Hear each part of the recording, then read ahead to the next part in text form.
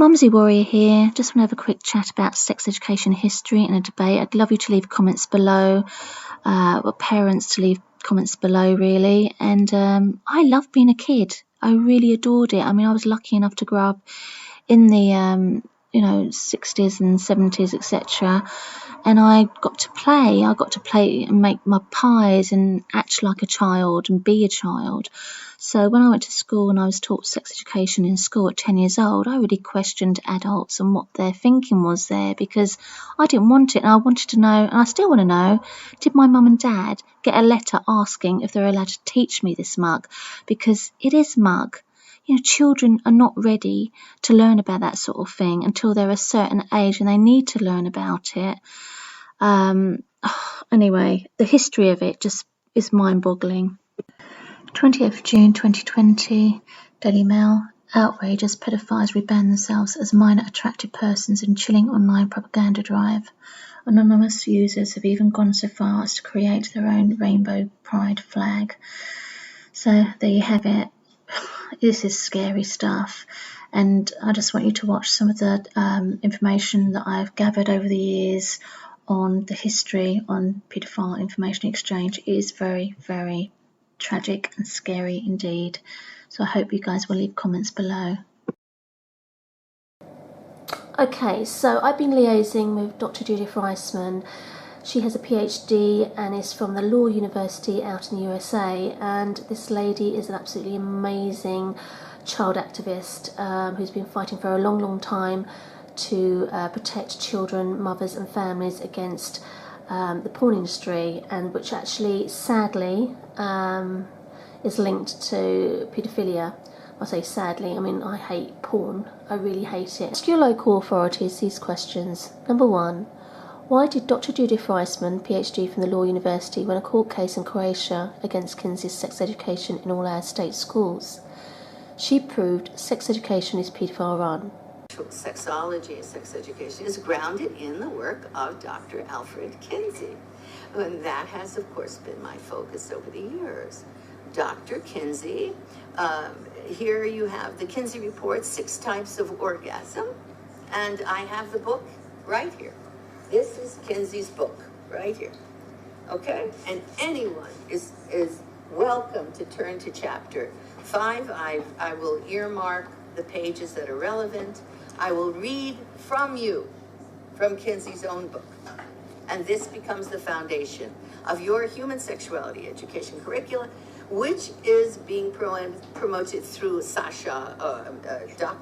Stolhofer, who trained at the Kinsey Institute. So the interlocking relationship between what is said here and what Mr. Stolhofer has not criticized this, has not brought this to the attention of the public. And I will show you, I will say, okay, pre-adolescent experienced an orgasm, age when observed, a 2-month-old baby. Do you all hear me then? Age when observed for orgasm, a 2-month-old baby. For climax, they call it a population. Then they talk about the climax of this baby. The baby didn't have the appropriate climax. A 5-month-old baby, 2 of them, one had a climax up to 1 year. 28 of these children are under age 12 months. We're talking about, and the underneath, ages of pre-adolescent orgasm based on, and this is supposed to be science, based on actual observation of 317 males. All of these are children being sexually molested, timed around the clock, because we have their times here, used with a stopwatch, around the clock right there, and I'll earmark this for you so we can pass this around.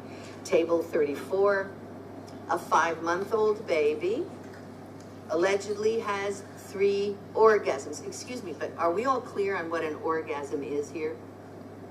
Do I have to go into that? No? All right. So, orgasm, as we have understood it, relates to the sexual climax, basically, of adults who know how to experience what they're experiencing and who had been identified as, having this as a function usually of a relationship between a woman and a man in a marital structure, all that sort of thing. Well, here we're talking about a 5-month-old baby. We're talking about a 4-year-old. And you need to look at this in the original book, that I am not creating something out of whole cloth. Because when I looked at it, my first question was, when Kinsey says, examples of multiple orgasms in pre-adolescent males, some instances of higher frequencies. I looked at a 4-year-old supposed to have 26 orgasms in 24 hours. And as a mother, much less a scientist, that's an experiment around the clock. Is it not? And I said, who did it? Who did this?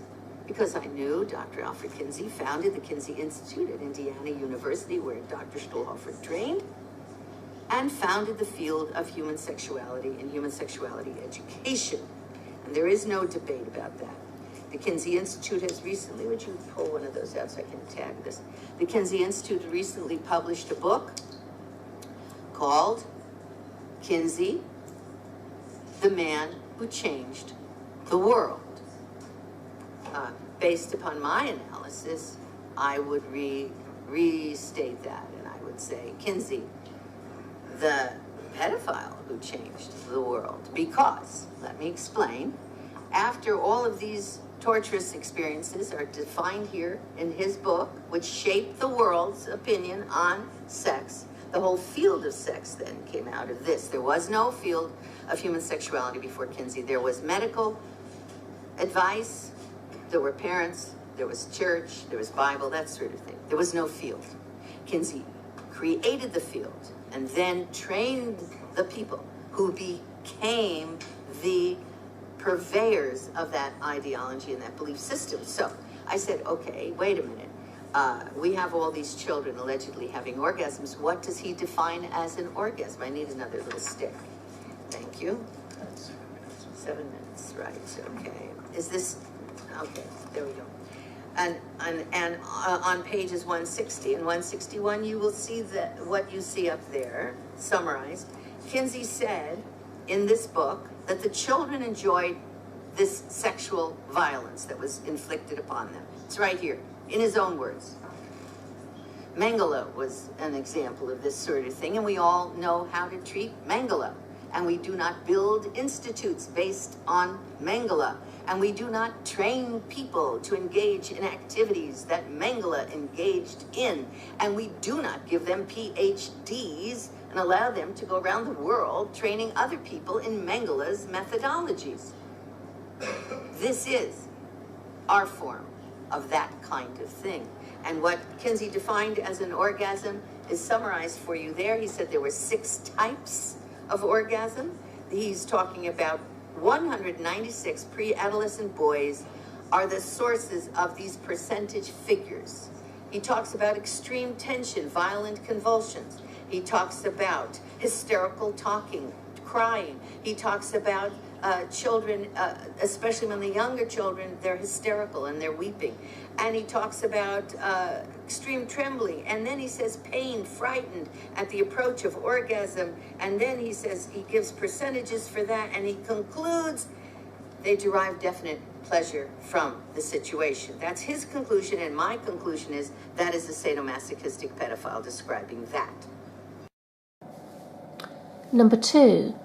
Why did our higher education, the Swansea University, invite paedophile information exchange to promote child abuse? Note, Dr. Judith Reisman was an eyewitness to this corruption.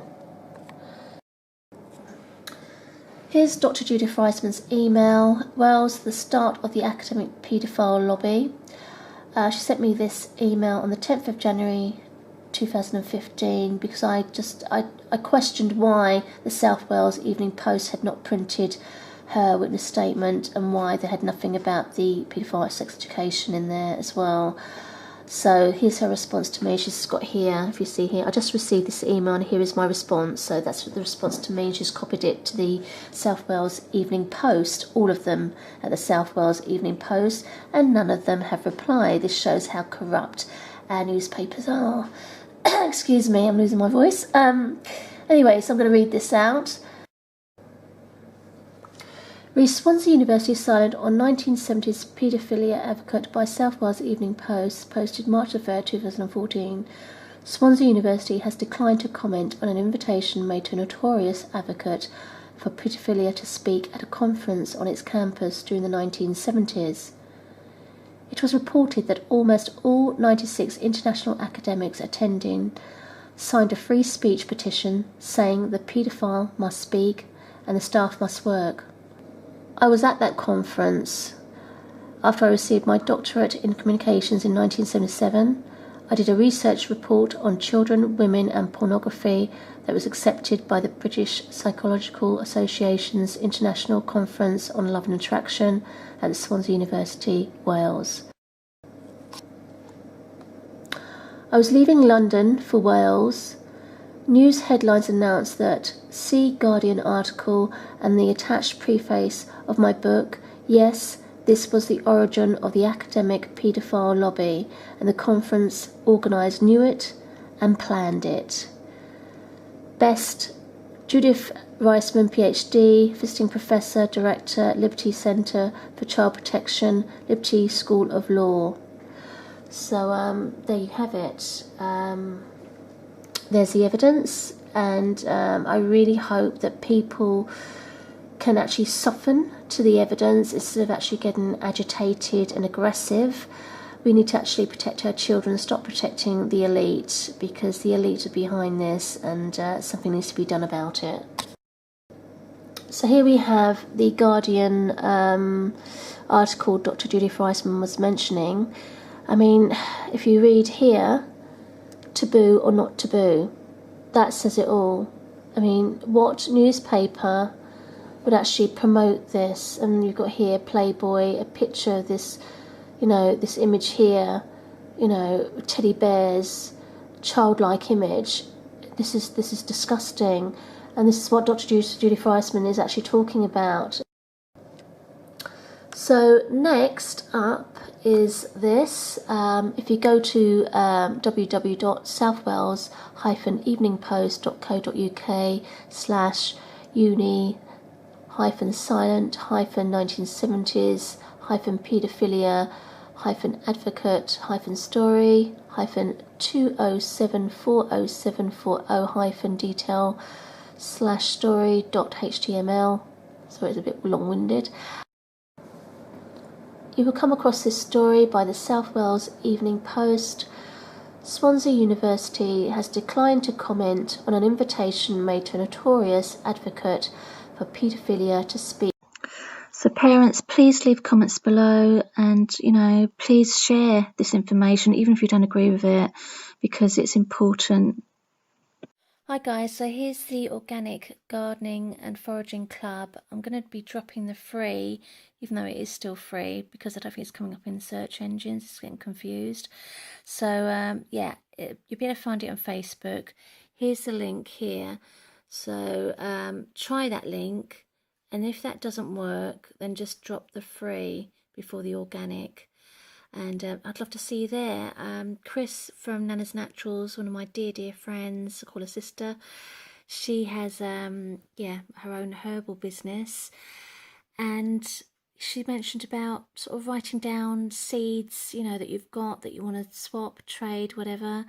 So yeah, do send them in on the group, and love to hear from you and see what you've got and what you want to share, etc., what you want to find. So that's great. So yeah, take care and have a great week.